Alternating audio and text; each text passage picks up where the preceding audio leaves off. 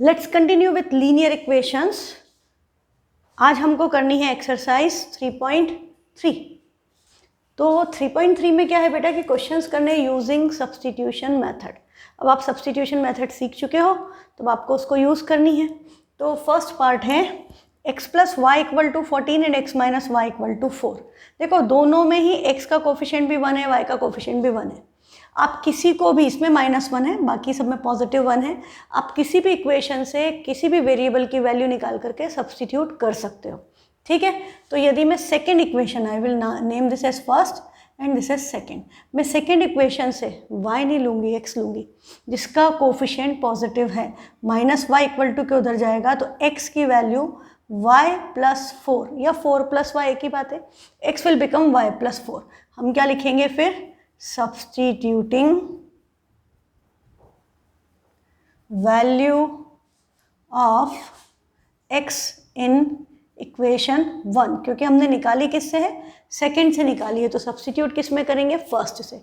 First से निकाली होती तो सेकंड में सब्स्टिट्यूट करते। तो क्या होगा?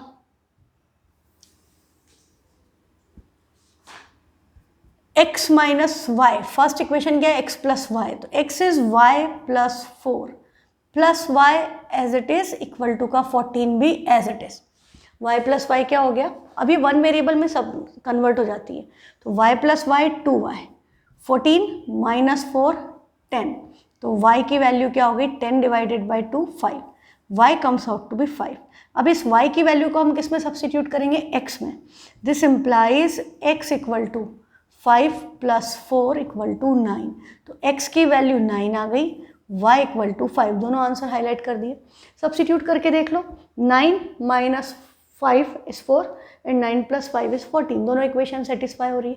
ठीक है, अच्छा मैं आपको अब एक बात और बताना चाह रही थी, क्या कि यदि मैं ये जो x equal to y plus 4 आया है, मैं गलती से सेकेंड इक्वेशन में सब्स्टिट्यूट करूँ, वैल्यू किससे निकली है?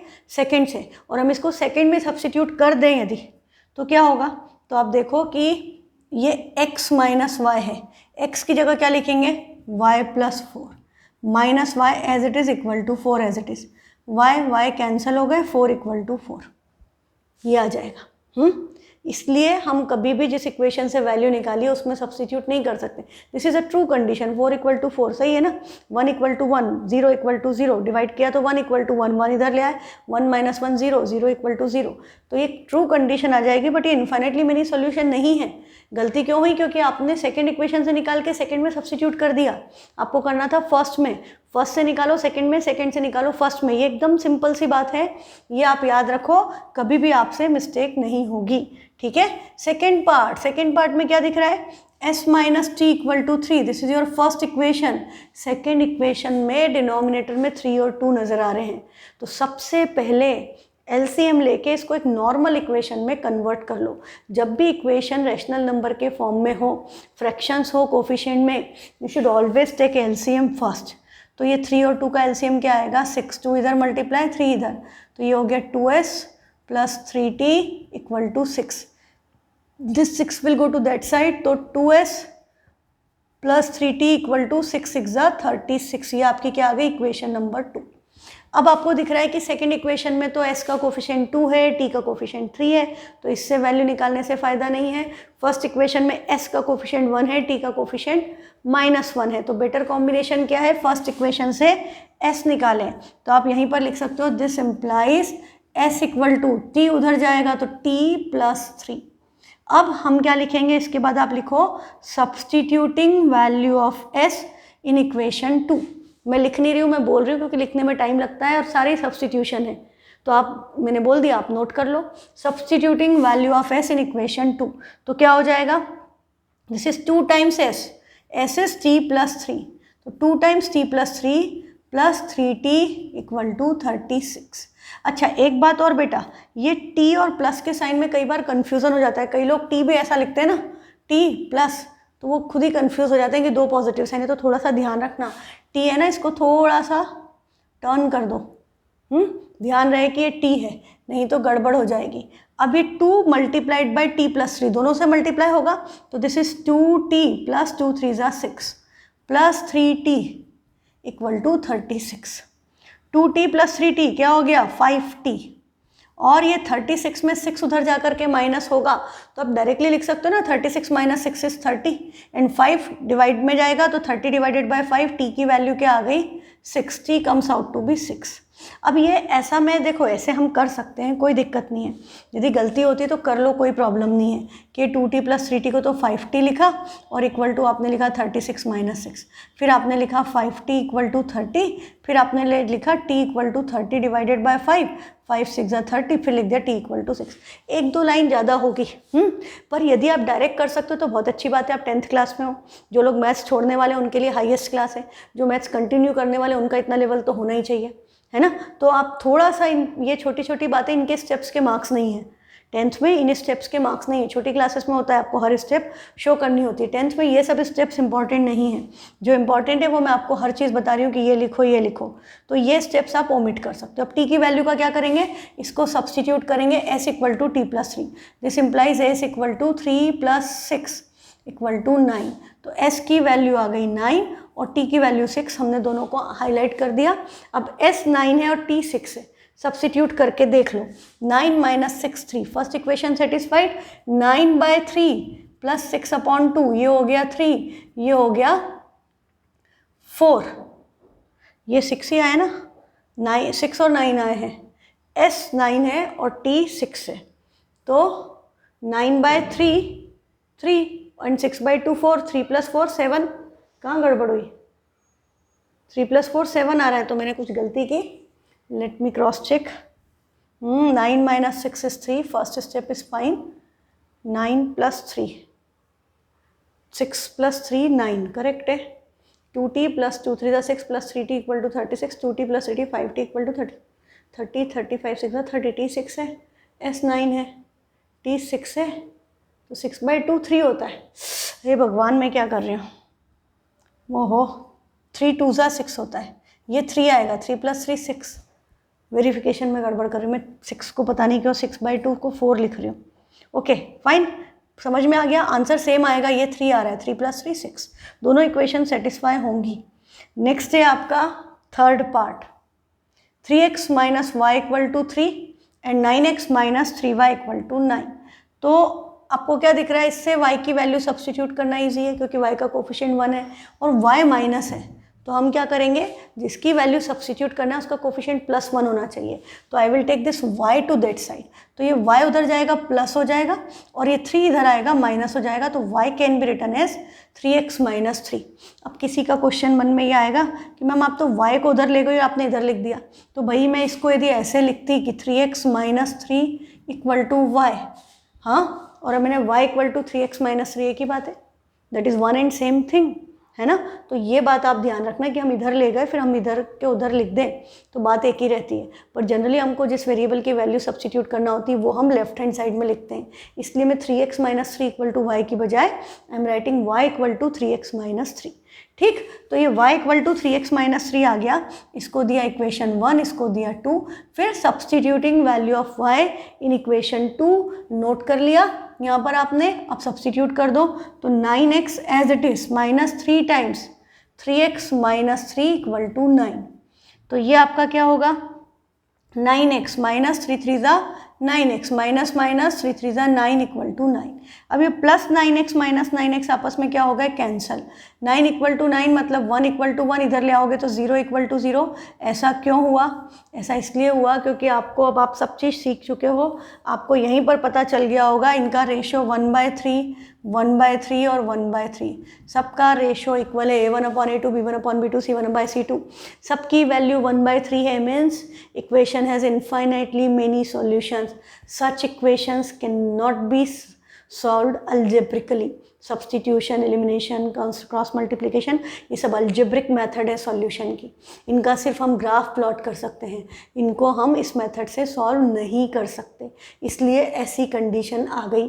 हाँ, ये सारे सॉल्यूशन जो भी होंगे, जो भी एक्स वाई की वैल्यू होगी एक इक्वेशन के लिए वही दूसरी इक्वेशन के लिए होगी, इसके इनफाइनाइट, क्योंकि दोनों इक्वेशन एक्चुअली देखा जाए तो हम यदि सेकेंड इक्वेशन को 3 से डिवाइड कर देते पूरी को, तो ये 3x minus y equal to 3, वो एक ही इक्वेशन है, तो एक इक्वेशन के तो इनफाइनाइट सॉल्यूशन होते हैं, इसलिए इसके इनफाइनाइटली मेनी सॉल्यूशंस है। ठीक है, तो ये हमको एक्चुअली सॉल्व नहीं करनी थी। अब आपका फोर्थ पार्ट है। अब देखो इसमें भी कई लोगों को बड़ी तकलीफ होती है डेसिमल के कारण, हाँ, कि decimal 0.2x plus 0.3y equal to 1.3, 0.4x plus 0.4y equal to 2.3।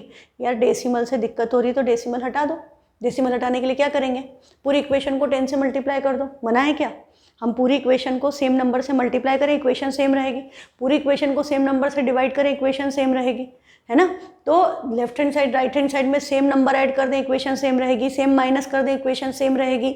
ये सब चीज़ें आप छोटी क्लासेस में पढ़ चुके हो। तो ये सबके पास डेसिमल में, सबके पास डेसिमल के बाद देयर इज़ 1 डिजिट। तो यदि आपने इस पूरी इक्वेशन को मल्टीप्लाई किया 10 से और इसको भी मल्टीप्लाई किया 10 से, तो ये इक्वेशन सिंपली क्या बन गई, 2x plus 3y equal to 13 and 4x plus 5y equal to 23। तो आप सिंपली लिख सकते हो मल्टीप्लाइंग इक्वेशन 1 एंड 2 बाई 10, ठीक। या आप क्या कर सकते हो, यदि ये मल्टीप्लिकेशन पसंद नहीं आया तो कोई बात नहीं, तो आप डेसिमल हटाना तो जानते हो ना। ये 0.2x है, डेसिमल के बाद देयर इज़ 1 डिजिट, तो ये डेसिमल हटाओगे तो अपॉन में 10 आएगा। यहाँ पर भी डेसिमल हटाओगे तो अपॉन में 10 आएगा, और यहाँ भी डेसिमल हटाओगे अपॉन में 10 आएगा। तो इन दोनों के अपॉन में 10 है, उसके अपॉन में भी 10 है। यहाँ इक्वल टू का साइन है, 10 10 से 10 कैंसिल, हाँ। या हमने ऐसे लिखा तो ये 2x plus 3y upon 10 equal to 13 upon 10। अब ये 10 10 कैंसिल, क्योंकि उधर जाके मल्टीप्लिकेशन में ही आता, तो डायरेक्ट कैंसिल कर दिया। तो बात वही है, हम ऐसे कैंसिल करें डेसिमल हटा के, या हम 10 से मल्टीप्लाई कर दें, हमारी इक्वेशंस वही बनेगी। सेकंड इक्वेशन भी आपकी यही बनेगी। आपने तो यहाँ से डेसिमल हटाया तो इसके अपॉन में 10 आ गया, इसके अपॉन में 10 आ गया, इधर भी इक्वल टू के अपॉन में 10, सबके पास 10 है, कैंसिल हो गया, तो इक्वेशन बन गई। ये इक्वेशन सिंपली आपकी हो गई 2x plus 3y equal to 13 and 4x plus 5y equal to 23। This is your equation number 1, this is your equation number 2। Now you must have noted down that यहाँ पर a1 b1 a2 b2 कुछ भी 1 नहीं है, 2 3 4 5 सब कुछ अलग अलग है। तो हम क्या देखें, मुझे देखो एक बड़ी इंटरेस्टिंग चीज़ नज़र आ रही है कि यहाँ पर a1 2 है और a2 4 है। तो मैं यदि यहाँ से x की वैल्यू निकालूँ तो डिवाइड बाई 2 होगा, और यहाँ 4 टाइम्स मल्टीप्लाई हो रहा है, 4 मल्टीप्लाई हो रहा है, वो 2 और 4 कैंसिल हो जाएंगे। Then I can go for this combination, this is easier, क्योंकि यहाँ पे भी डिनोमिनेटर का 2 कैंसिल हो जाएगा, that will be same as multiplying by 1 वाला कोफिशिएंट, है ना। तो हम ऐसा सिलेक्ट कर सकते हैं। यदि हम थोड़ा सा इन चीज़ों पे ध्यान दें तो हमारी कैलकुलेशन बहुत आसान हो जाती है ना। अदरवाइज हम ऐसे किसी को भी रखेंगे आंसर आएगा, ऐसा नहीं कि आंसर नहीं आएगा। एलसीएम लेना पड़ेगा, थोड़ा सा टाइम ज़्यादा लगेगा, थोड़ी कैलकुलेशन ज़्यादा होगी, पर आंसर वही आएगा। यदि आपने कैलकुलेशन मिस्टेक नहीं की तो आपका आंसर वही आएगा, ये बात ध्यान रखो, ठीक। तो मैं यहाँ पर मुझे नज़र आ रहा है कि ये जो 2x वाला है ये बेटर कॉम्बिनेशन है, तो I will take value of 2x। तो ये 3y इक्वल टू के उधर ट्रांसपोज होगा, तो 2x इक्वल टू क्या हो गया, 13 माइनस 3y। और अब आपको पता है कि आप 10th क्लास में तो 2 सीधे हम उधर ही ले जाते, तो 2 हम सीधे उधर ले जाते तो ये अपॉन में आ जाता, तो इसकी वैल्यू क्या हो गई, डिवाइड बाई 2। तो फर्स्ट इक्वेशन से x की वैल्यू निकाली, that comes out to be 13 minus 3y upon 2। अब ये वैल्यू हम क्या करेंगे, substituting value of x in equation 2, equation 2 में फर्स्ट से वैल्यू निकाल करके सब्सटीट्यूट कर देंगे। अब सब्सटीट्यूट करेंगे तो देखो कितनी मज़ेदार बात होने वाली है। 4 times x, x is 13 minus 3y upon 2। इस 4 को अंदर मल्टीप्लाई मत कर देना, ये 4 और 2 ये मल्टीप्लिकेशन में डिवीजन में आपस में कैंसिल हो जाएंगे।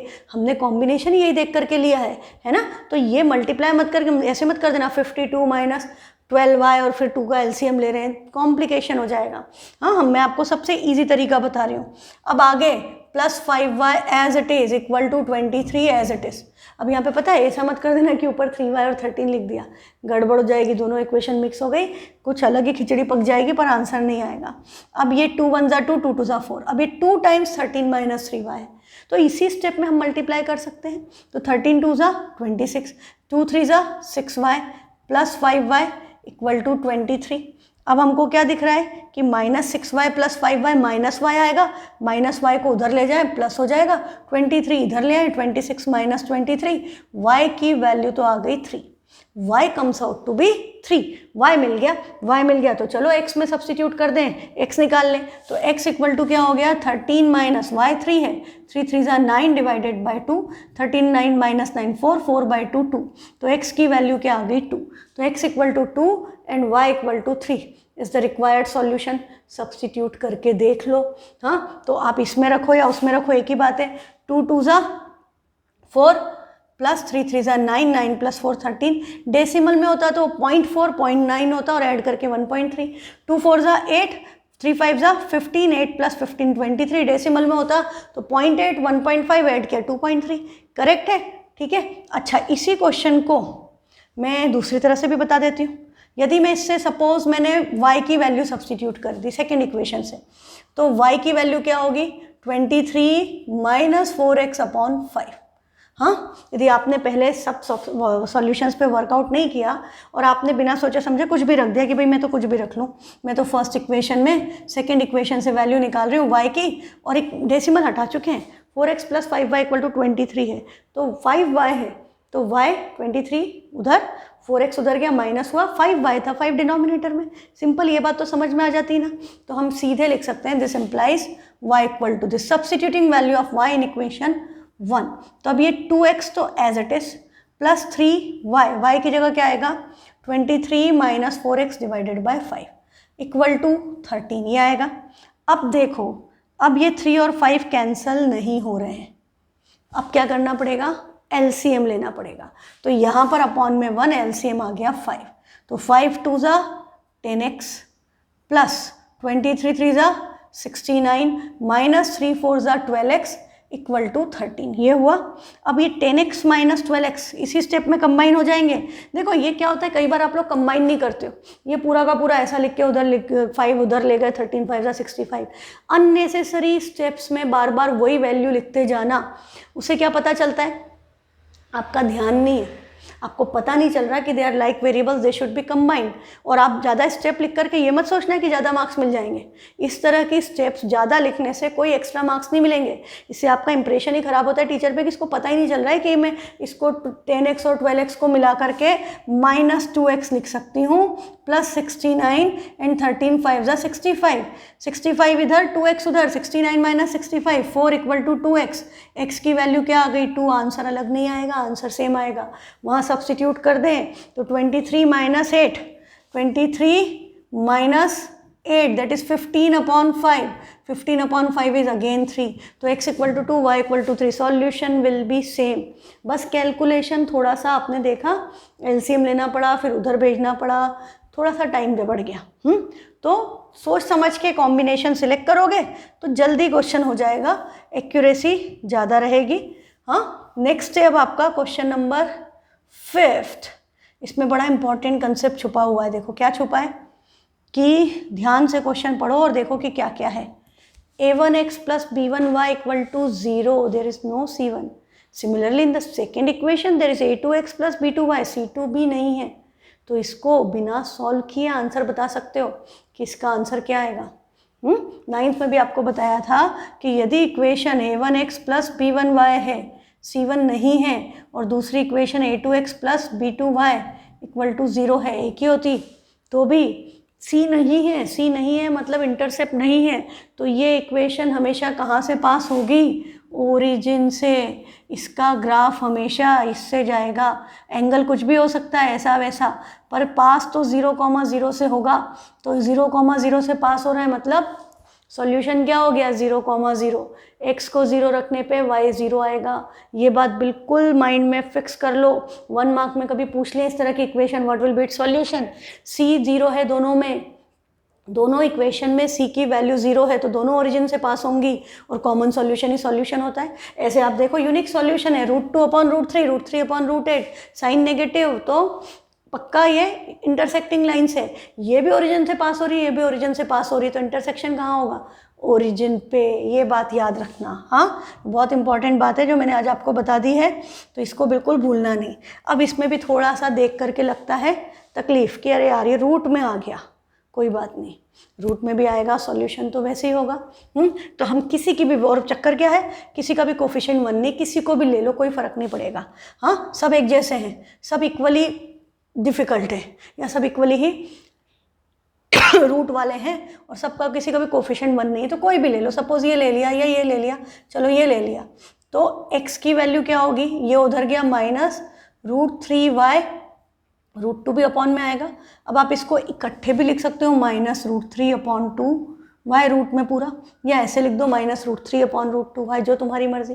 सेकेंड इक्वेशन में सब्सटीट्यूट करेंगे, this is first, this is second, substituting value of x in equation number 2, तो ये √3x, तो √3 मल्टीप्लाइड बाय -√3/√2y -√8y = 0, ये बन गया।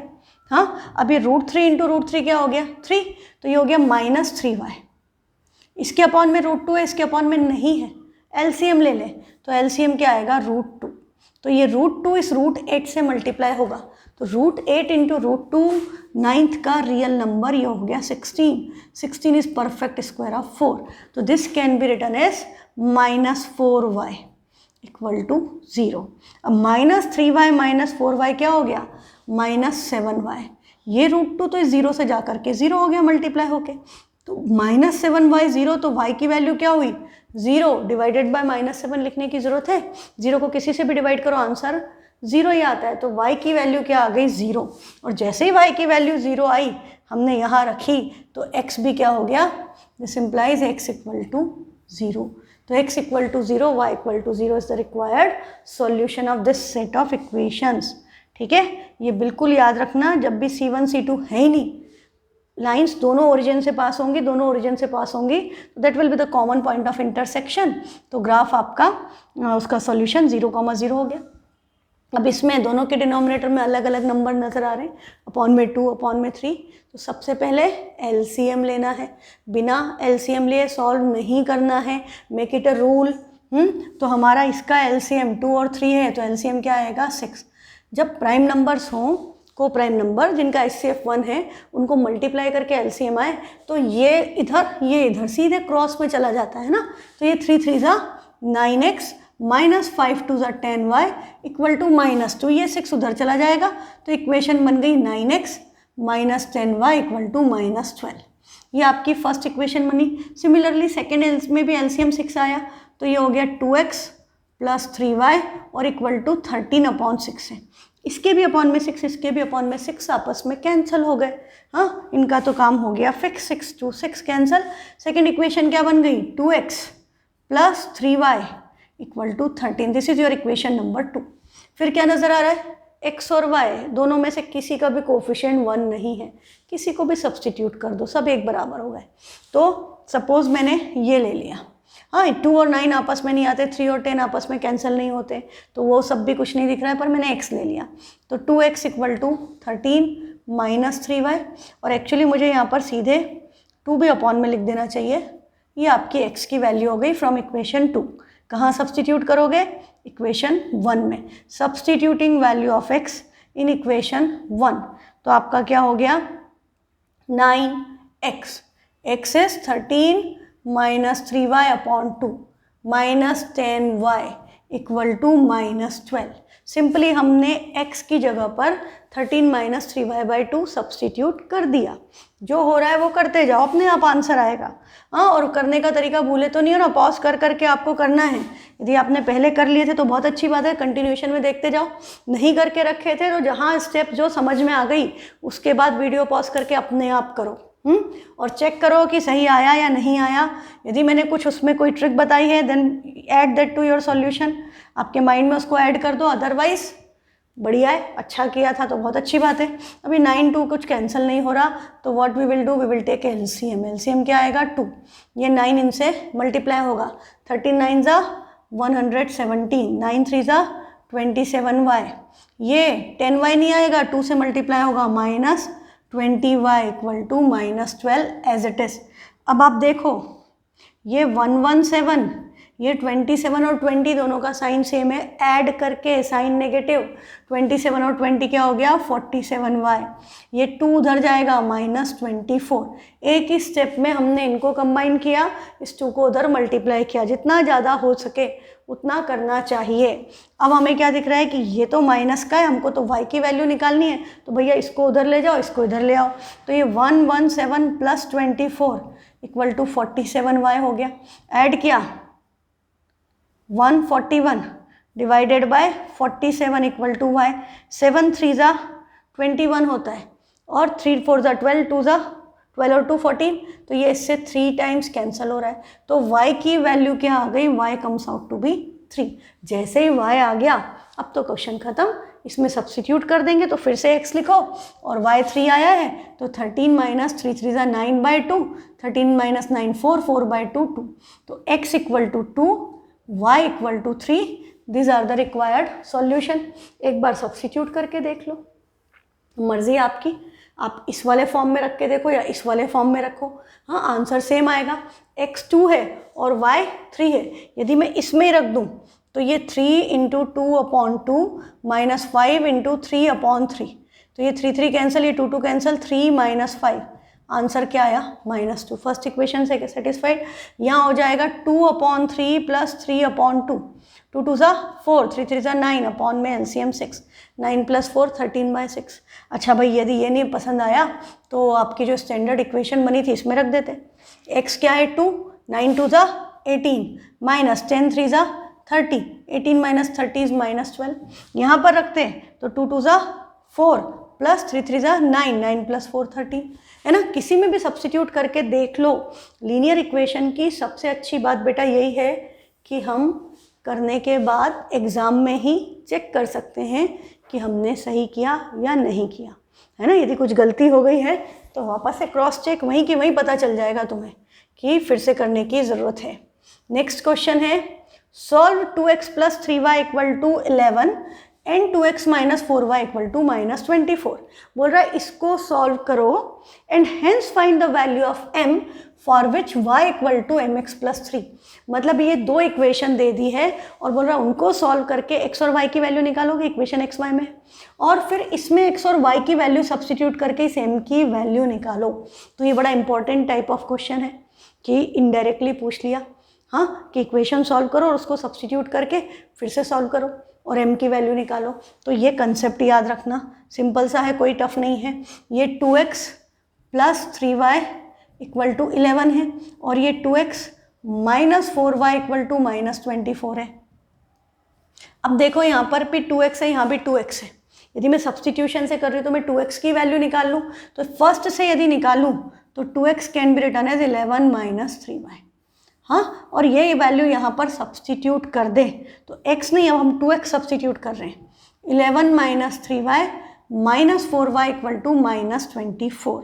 अब ये -3y - 4y ऐड होके -7y, यदि आप 11 उधर भेज देंगे तो -24 - 11 -35, तो y की वैल्यू -35 अपॉन -7, y की वैल्यू आ गई +5, y आपका आ गया है 5।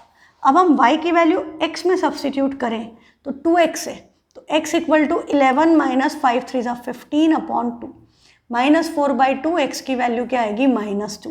ऐसे में ध्यान रखना x निकालते वक्त डिवाइड बाई 2, और ऐसे मैंने यदि यहाँ पे अपॉन में 2 लिखा होता तो यहाँ 2 और अपॉन में 2 आता, ये कैंसिल हो जाते, तब भी बात वही थी। तो जो तुमको अच्छा लगे, x आ गया -2, y आ गया 5।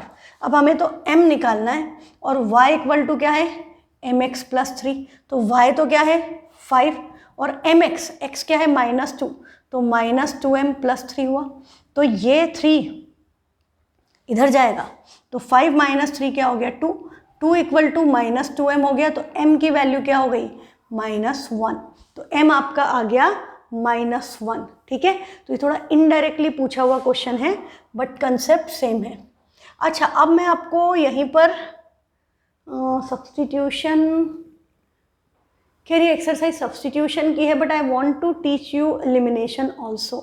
चलो यहाँ पर मैं आपको एलिमिनेशन का भी कंसेप्ट दे दूँ, बहुत देर से सोच रही हूँ। सब्स्टिट्यूशन तो मैंने पहले सिखा दिया था ना, एलिमिनेशन नहीं सिखाया है अभी।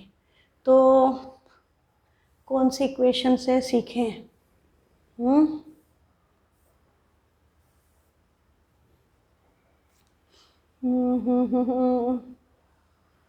एलिमिनेशन के लिए चलो ये वाली इक्वेशन लेते हैं, 2x plus 3y, 2x plus 3y equal to 11 and 2x minus 4y equal to minus 24।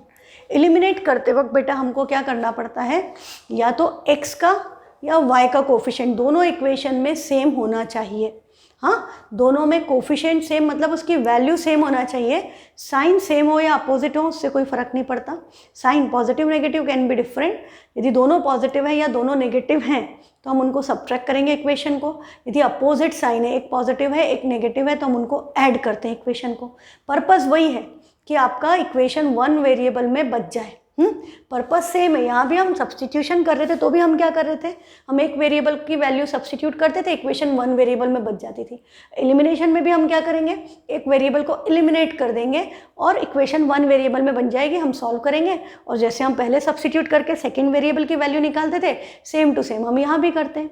ठीक है, तो अब यहाँ पर हम देखें तो हमें क्या दिख रहा है कि यहाँ पर हमारा x का कोफिशिएंट सेम है, दोनों के पास 2x है, तो हम x को एलिमिनेट कर दें तो यहाँ पर दोनों का साइन भी सेम है, वो भी प्लस 2x है वो भी प्लस 2x है, तो हमको इनको ख़त्म करना है, हटाना है, तो एडिटिव इन्वर्स बनाना पड़ता है। तो ये प्लस है तो हम इक्वेशन को क्या कर देंगे, माइनस। अब पूरी इक्वेशन के साइन चेंज होते हैं, ये बात याद रखना। तो ये माइनस था, ये प्लस हो गया, ये माइनस था, प्लस हो गया। अब ये प्लस 2x माइनस 2x मिलके तो 0x हो गया, x का काम खत्म। अब ये 3y प्लस 4y क्या हो गया, 7y, 11 और प्लस 24। अब साइन नीचे वाला इंपॉर्टेंट है, जैसे लॉन्ग डिवीजन में था ना, नीचे वाला साइन इंपॉर्टेंट, वो बात ध्यान रखना। तो ये 35 हो गया, y की वैल्यू आपकी क्या आ गई, 5। यही अभी हमने जब किया था तब भी यही हुआ था, जब हमने सब्सटीट्यूशन से किया था तब भी यही तो बना था, 7y 35, y आ गया 5। अब हम क्या करेंगे, अब हम y की वैल्यू या तो फर्स्ट में या सेकेंड इक्वेशन में सब्सटीट्यूट करेंगे।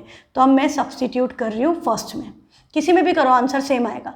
Substituting value of y in equation 1। अब यहाँ पे आपकी चॉइस है, आप फर्स्ट में रख दो सेकेंड में रख दो। तो 2x प्लस 3 5 15 इक्वल टू 11, तो 2x equal to 11 minus 15 that is -4, तो x की वैल्यू -4/2 इक्वल टू -2। आंसर वही आएगा। तुम इसका ग्राफ भी बनाते तो -2,5 पर इंटरसेक्ट करता। सब्सटीट्यूशन से करो, एलिमिनेशन से करो, आंसर विल बी सेम।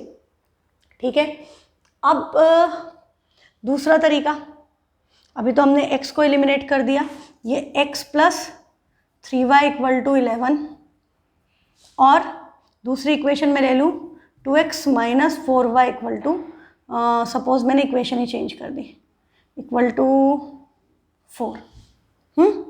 अभी क्या दिख रहा है कि ये इक्वेशन यूनिक सॉल्यूशन, हाँ, और 4 की बजाय मैं ले लेती हूँ 5, नहीं तो ये डिविजिबल बाय 2 हो गई। अब यदि मेरे को दिख रहा है कि x का कोफिशिएंट भी अलग है, y का कोफिशिएंट भी अलग है, तो फिर आपकी चॉइस है, आपको किसी का भी एक का कोफिशिएंट सेम करना है। ऐसे केसेस में हम क्या सिलेक्ट करते हैं, इसमें हम देखते हैं कि यदि हमें मल्टीप्लाई, हम दोनों इक्वेशन को किसी भी नंबर से मल्टीप्लाई कर देते हैं, इक्वेशन सेम रहेगी। जैसे हमने डेसिमल हटाने के लिए 10 से किया था ना, सेम वे में। तो हम यहाँ पर देखेंगे कि जिनके साइन अपोजिट है हम उनका कोफिशिएंट सेम कर दें। उससे क्या बेनिफिट है कि इक्वेशंस को ऐड करने पर ही वो कोफिशिएंट 0 हो जाएगा, वो वेरिएबल हट जाएगा, है ना। तो जिनके साइन अपोजिट है उनका कोफिशिएंट सेम कर दो। ठीक है, तो यहाँ पर ये तो पॉजिटिव है, ये पॉजिटिव है, ये नेगेटिव है। तो अब मुझे ये 3 और 4, इसका कोफिशिएंट 3 है, इसका 4 है, तो 3 और 4 का एलसीएम क्या आया, 12। तो मुझे दोनों जगह 12 चाहिए, तो 12 divided by 3 is 4 and 12 divided by 4 is 3। मैं उस इक्वेशन को 4 से मल्टीप्लाई कर दूँ, सेकेंड इक्वेशन को 3 से, तो हम डायरेक्टली ऐसा लिख देते हैं। हाँ, फिर ये आपका क्या हो गया, पूरी इक्वेशन मतलब left hand side right hand side दोनों को मल्टीप्लाई करना है, ऐसा नहीं कि सिर्फ एक साइड। तो ये इक्वेशन क्या हो गई, 4x plus 4 3 12y equal to 11 4 44। यहाँ मल्टीप्लाई करेंगे 3 2 6x minus 12y equal to 3 5 15। ये आपकी इक्वेशन चेंज हो गई। आप वापस 4 से डिवाइड कर दोगे यही बन जाएगी, इसको 3 से डिवाइड कर दोगे यही बन जाएगी। तो हमने पूरी इक्वेशन को सेम नंबर से, left hand side right hand side same number से मल्टीप्लाई किया, तो इक्वेशन सेम रहती है, चेंज नहीं होती। हाँ, this is like multiplication bye 1, क्योंकि हमने इधर भी 4 से मल्टीप्लाई किया और इधर भी 4 से किया, तो 4 4 कैंसिल, 1 से मल्टीप्लीकेशन। तो अब आप देखो कि क्या हो गया, यहाँ पर +12y -12y, तो अब इन दोनों की इक्वेशन को ऐड कर दें तो ये y क्या हो गया, खत्म, एलिमिनेट हो गया। That's why this is known as elimination method. तो अब आपकी इक्वेशन फिर 1 वेरिएबल में बन गई, 4x + 6x क्या हो गया, 10x, 44 + 15 59, तो x की वैल्यू क्या आ गई, 59/10, या यू कैन राइट एज 5.9, ये x की वैल्यू आ गई।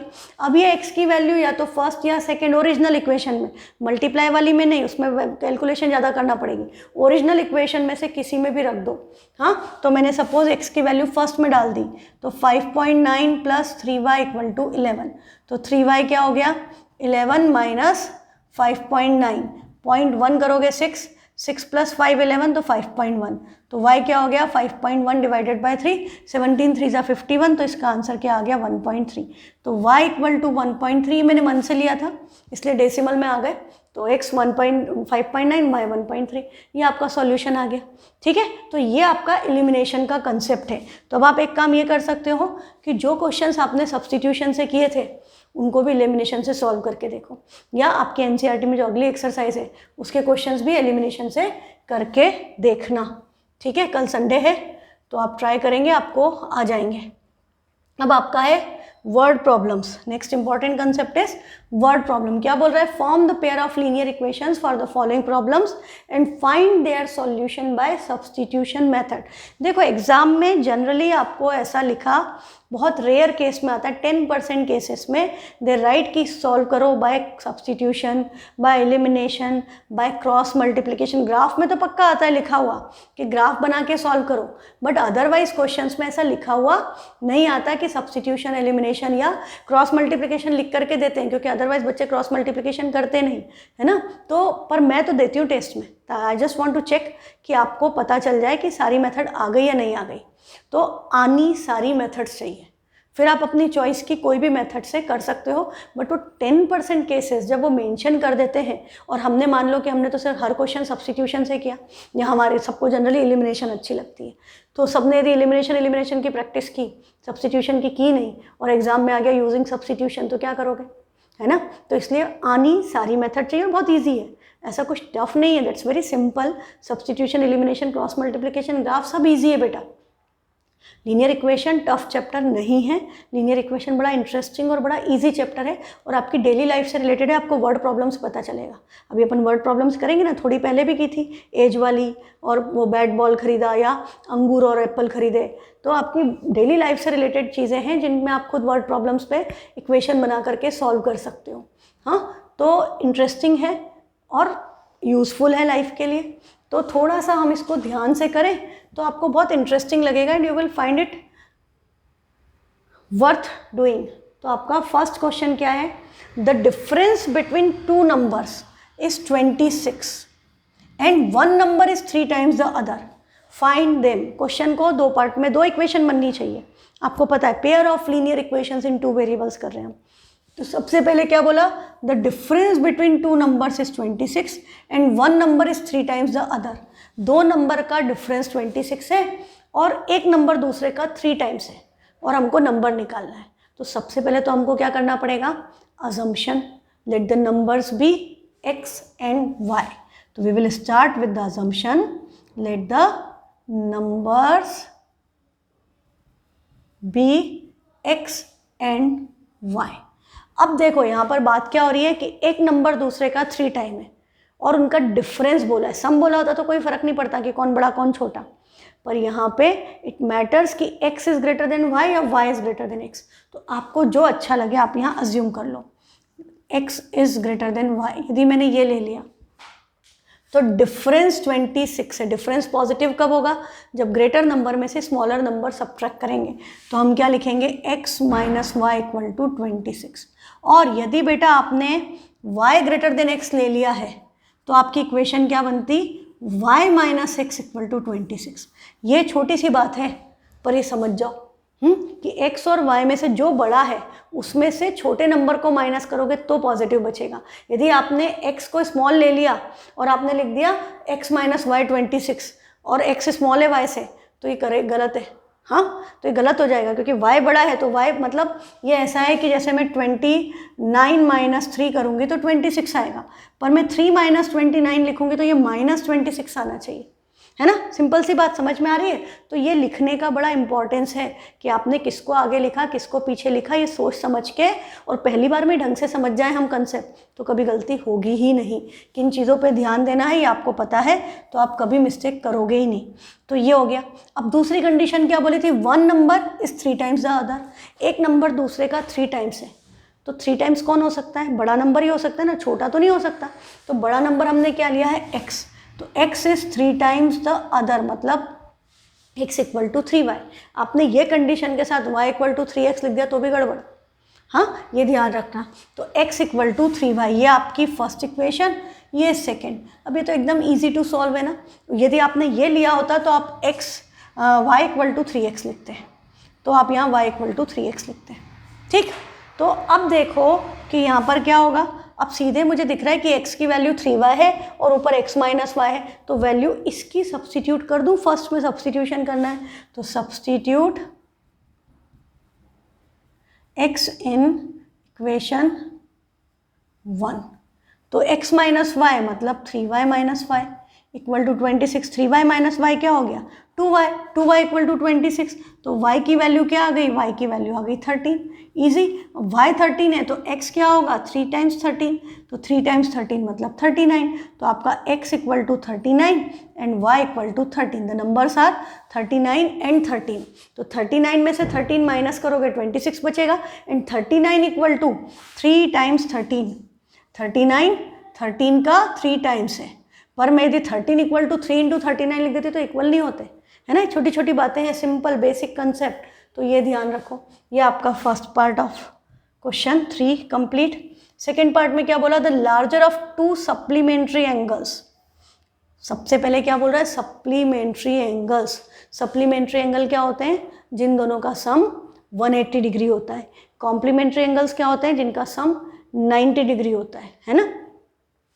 तो आपको क्या बोला है, the larger of 2 supplementary angles exceeds the smaller by 18 degrees, find them. तो सबसे पहले हम क्या लिखेंगे, let the angles be x and y, angles be x degree and y degree, ठीक है। अब इन्होंने तो एक ही कंडीशन दी कि जो बड़ा है, और हमने अज्यूम कर लिया कि x is greater than y, x बड़ा है y से, ये मैंने अज्यूम कर लिया। अब क्या बोल रहा है, the larger of 2 exceeds the smaller by 18 degree, जो बड़ा है वो छोटे से कितना बड़ा है 18 डिग्री, तो x माइनस वाई की वैल्यू 18 होगी। या हम इसको ऐसे भी लिख सकते हैं, x equal to y plus 18, हम y में 18 ऐड करेंगे तो x के इक्वल आएगा, है ना। x y से कितना बड़ा है 18 बड़ा है, तो y में 18 ऐड कर दो तो दोनों इक्वल हो गए। या तो ऐसे लिख लो या ऐसे लिख लो, सब्स्टिट्यूशन से करना है तो दिस इज बेटर चॉइस। अब आपका दूसरी इक्वेशन कैसे आएगी, बोला क्या था, सप्लीमेंट्री एंगल। दूसरी इक्वेशन यहीं छुपी हुई है, सप्लीमेंट्री एंगल मतलब x plus y equal to 180, ये आपको अपने आप डिसाइड करना है। हाँ, वो उन्होंने बोल दिया एंगल्स आर सप्लीमेंट्री, इसका मतलब दोनों का सम 180 है। तो एक कंडीशन x प्लस वाई 180 होगी, दूसरी कंडीशन x y से 18 डिग्री बढ़ा है तो x equal to y plus 18। And now you know that first equation को से x की वैल्यू इसमें सब्सटीट्यूट कर दें तो ये क्या हो गया, y plus 18 plus y equal to 180, y plus y 2y, 180 minus 18, 180 minus 18 is 162, तो y की वैल्यू क्या हो गई 81 डिग्री, y आ गया 81, तो x क्या था y प्लस 18 मतलब 81 प्लस 18, 81 प्लस 18, तो आंसर क्या आ गया 99 डिग्री। 99 और 81 को प्लस करोगे 180 आएगा, 99 18 से 81 से 18 डिग्री ज़्यादा है। दोनों आंसर आपके इक्वेशंस को सेटिस्फाई करेंगे। नेक्स्ट क्वेश्चन है थर्ड, फिर से कोच ऑफ क्रिकेट टीम। हाँ, आपने पहले भी किया है क्वेश्चन। अब क्या बोल रहा था, coach of a cricket team by 7 bats and 6 balls for rupees 3800. Later she buys 3 bats and 5 balls for rupees this. Find the cost of each bat and each ball. तो सबसे पहले क्या लिखेंगे, let the cost of 1 bat की assume करते हैं ना, 1 bat is rupees x and 1 ball is ₹y। ठीक है, अब अकॉर्डिंग टू क्वेश्चन क्या बोला है कि 7 बेड्स, तो 7 बेड्स की कॉस्ट क्या हो गई 7x, 6 बॉल्स 6y, पैसे कितने दिए 3800। This is your equation number first. Second में उसने 3 बैट खरीदे, 3 बैट की प्राइस 3x, 5 बॉल्स की price 5y and this is also equal to 1750। This is your equation number 2। अब हम क्या करें, अब इसको फिर सॉल्व करना है यूजिंग सब्सटीट्यूशन। तो सब्सटीट्यूशन के लिए अब आपको क्या दिख रहा है, एक्स वाई किसी को भी रखो, कुछ कॉमन नहीं है तो किसी को भी ले लो। सपोज मैंने यहाँ से 3x से x की वैल्यू ले ली, तो 3x इक्वल टू क्या होगा 1750 प्लस 5y उधर जाके माइनस 5y, और ये 3 भी मल्टीप्लिकेशन का डायरेक्टली यहाँ अपॉन में 3 लिख देना चाहिए। तो हमने सेकेंड इक्वेशन से वैल्यू निकाली, इसको किस में सब्सटीट्यूट करेंगे, फर्स्ट में। Substituting value of x in equation 1, तो क्या हो गया 7 times x is 1750 minus 5y divided by 3 plus 6y equal to 3800। भी क्या पता है कि एलसीएम लेना पड़ेगा, तो एलसीएम क्या आएगा यहाँ अपॉन में 1, दिस इज 3, और इसको 7 को इससे मल्टीप्लाई कर दें पूरे ब्रैकेट से,